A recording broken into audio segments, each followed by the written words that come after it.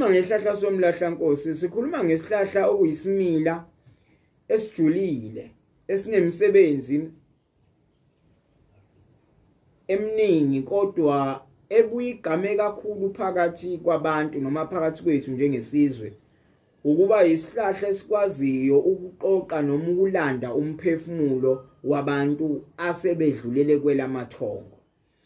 Ngokwethu wendabuko kwelesi sihlahla sasigcini nje ngokulanda umuntu kodwa siya ngokwabela nangokuqonda ukuba hlobo luni lomuntu.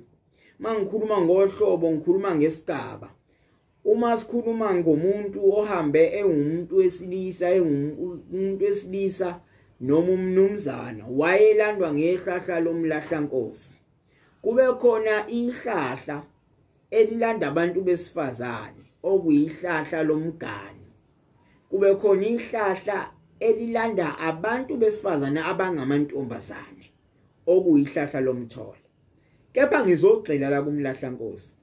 Njoba sengeke ngakuveza uba ihlahla elilanda umuntu, kunemikhuba eminingi eyenzakalayo engifisa ukuyikhuza abayenza ngehlahla lomlahlaNkosi.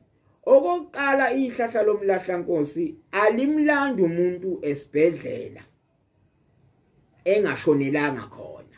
Ihlahla lomlahlaNkosi liyasiza ukuthatha umphefumulo womuntu lana asuke umphefumulo womuntu uthulele khona. Liyakwazi ukuba ludonse uhlale kulo.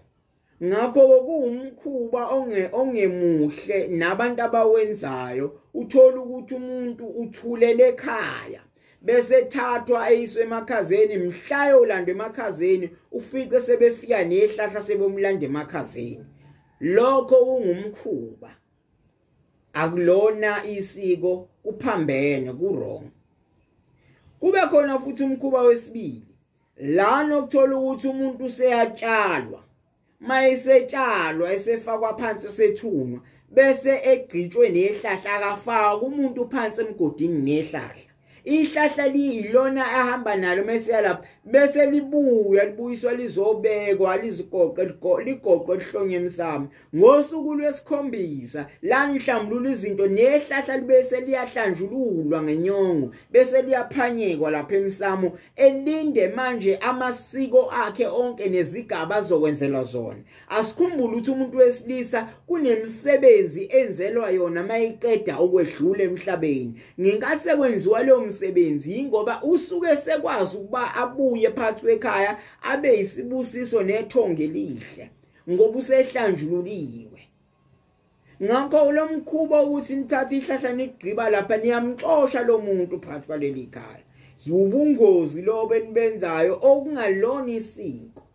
Ngakho umuntu mayitshalwa ngosuku la ibhokisi liyaphansi ihlahla liyabuyela emuva.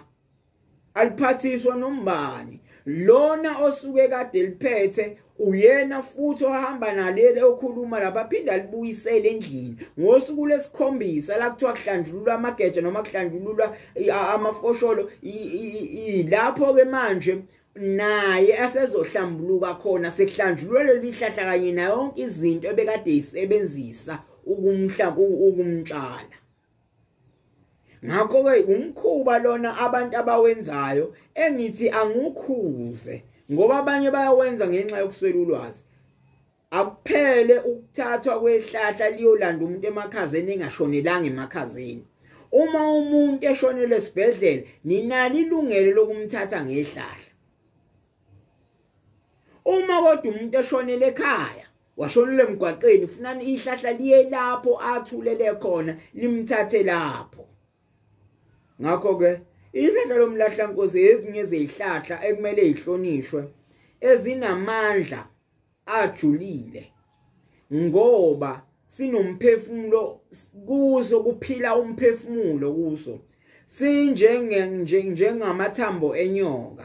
Uma wakahlatshwa yiva lalesi sihlahla ubuhlungu bakhona bupheli, bufana ncamashi noma uhlatshwe ithambo lenyoka ngoba umphefumulo siyakwazi ukubamba umphefumulo okubuhlungu. Lesihlahla futhi siyakwazi ukulapha kulabo abahlushwa amathumba wawuthatha amaqabungu wagcoba bese uyanameka siyalapha. Lesi sihlahla siyangena kubantu abagezela amathunzi uma kunabantu abakuba abahamba bashonile bengageziwe. Amagxolo alesi sihlahla ayangena ekugezeni. Nje ngingebala imisebenzi kuze iyayo ngoba mningi, kodwa ukuveza ukuthi lesi sihlahla sinemisebenzi eminingi nejulile ekuphiliseni. Siyisihlahla esiyigugu esimele ukuhlonishwa. Siyihlahla ke singatshalwa phakathi kwekhaya.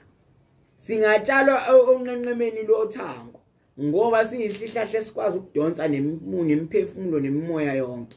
Uma usitshalile lesi sihlahla kumele sibe ngaphandle. Uma futhi uyosikha lesi sihlahla hleze kunomuntu uye kuphose endulo kwakuphosa uhlamvu lobuhlalo lomhlophe ukuthi siyathengwa.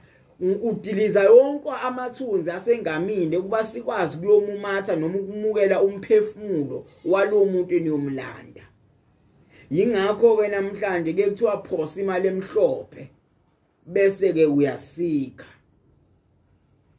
Siyathokoza.